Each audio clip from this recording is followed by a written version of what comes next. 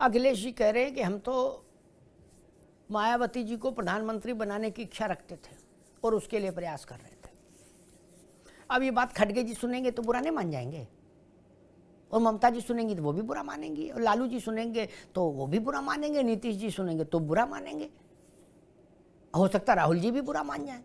बड़े पेच हैं, बड़ी कठिन है डगर पनगट। आपके अंदर मेरे लिए नफरत है, आपके अंदर मेरे लिए गुस्सा है, आपके लिए मैं पप्पू हूँ, आपके लिए मैं अलग अलग गाली दे सकते हो। मैं किसी की नहीं मानता, मैं जनता की मानता हूँ। अखिलेश यादव 50 सीट जीत के आ जाए, मैं तारीफ करूंगा उनके नेतृत्व की। मैं कहूंगा मुलायम सिंह जी से बड़ी लकीर खींची इन्होंने।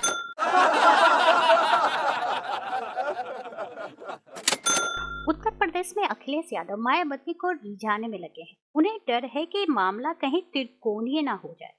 त्रिकोणीय हुआ तो फायदा बीजेपी को होगा। अमिताभ अग्निहोत्री जो समाजवादी और कांग्रेस की पोल ही खोल डाले। मेरी अपनी जर्नलिस्टिक समझ ये कहती है, क्योंकि बहुत मौसम देखे हमने चुनाव के, पहली बार तो देख नहीं रहे क्या।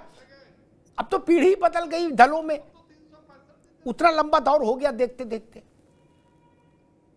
मेरी समझ कहती है कि उत्तर प्रदेश में भाजपा 75 के आसपास सीट खुद लड़ेगी। ठीक, उसके जितने अलाई हैं मैं अभी उनके नामों में भी नहीं जाता, 5 सीट मोर देन एनफ, ऐसी मेरी समझ कहती है। लेकिन अखिलेश यादव और कांग्रेस और अजीत सिंह की पार्टी, अरे जयंत की पार्टी, उनके बीच में इतना सरल डिवीजन संभव नहीं। बिल्कुल वहां सही लोटा बात के कर रहे दोनों हैं। थरिया चल जाएगी।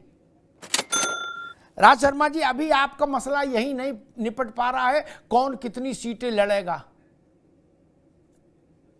राम राम कह के तो बैठक 2 बार टलने के बाद अब आज शुरुआत हो रही है।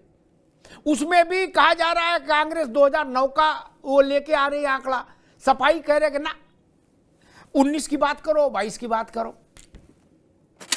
ऐसा है, सारी सीट सही से बढ़ जाएंगी। और जो हमारा विपक्ष का इंडिया गठबंधन है, मुझे बस एक चीज की बड़ी दिक्कत है और दुख भी है कि हर जो भी हो, ज्यादातर मीडिया हमारे गठबंधन की तो बात कर रहे हैं कि सीट्स पे कौन किसको मिलेगा, कांग्रेस को क्या मिलेगा, ऐसे नहीं मिलेगा। लेकिन आप एनडीए गठबंधन की भी तो चर्चा करें। कांग्रेस इस बात से नाराज कि हमारे मकान की खिड़की में झांक रहे हो, उधर वाले एनडीए वाले में क्यों नहीं झांक रहे।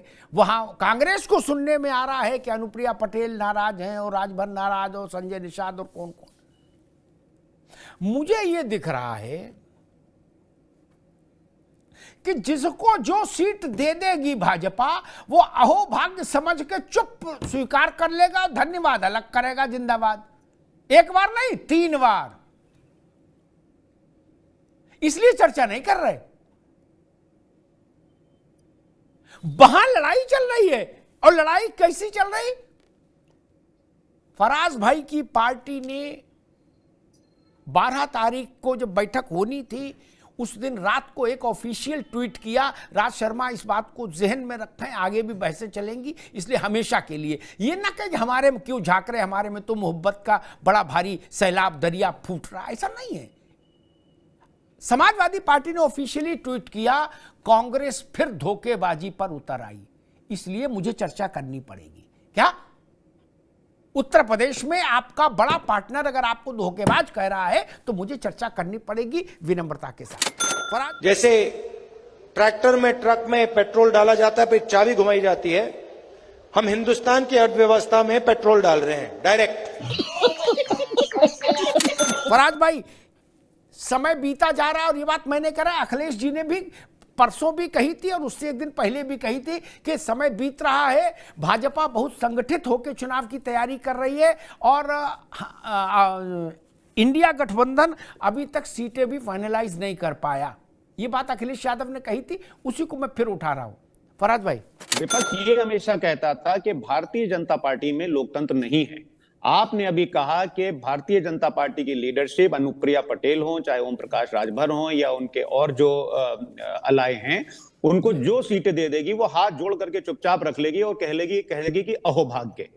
यानी कि भारतीय जनता पार्टी में वहां पर जो इनके पॉलिटिकल अलाय हैं, जो कि उत्तर प्रदेश में अमिताभ जी इनके साथ में कंधे से कंधा मिला करके चल रहे हैं, उनकी कोई हैसियत नहीं है। ये आपके जैसा इतना सीनियर पत्रकार कह रहा है, इसका मतलब ये बात सही है। एक बार रुकना, मेरी प्रशंसा आपने की उसके लिए आभार, लेकिन एक बात मैं दुरुस्त कर दूं, बात को घुमाइए नहीं, मैं अपनी बात फिर वहीं पर लाके खड़ी कर दूं। मैं तो कभी दो बातें नहीं करता।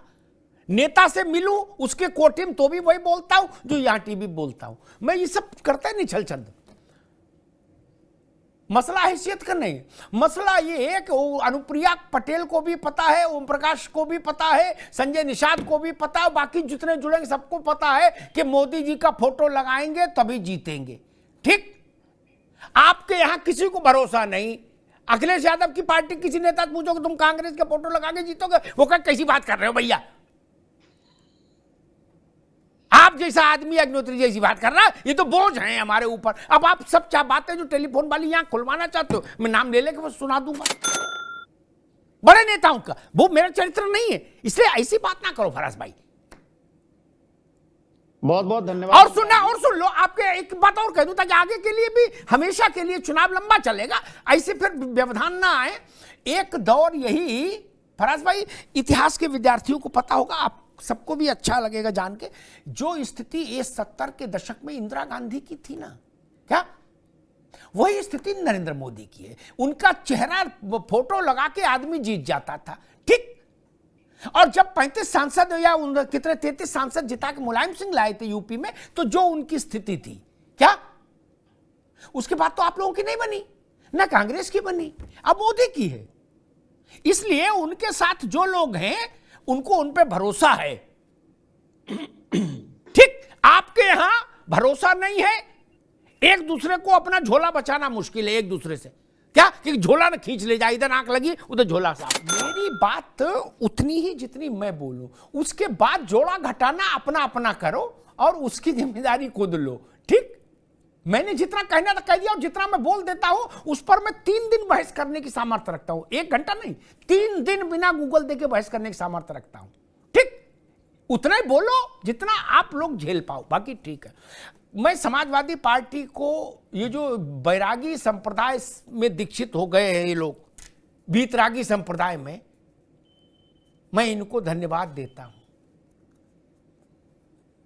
बीतरागी मैंने क्यों कहा नावेद बाबू, इसलिए कहा, हम आजमगढ़ हार जाएं कोई चिंता नहीं, रामपुर हार जाएं कोई चिंता नहीं, क्या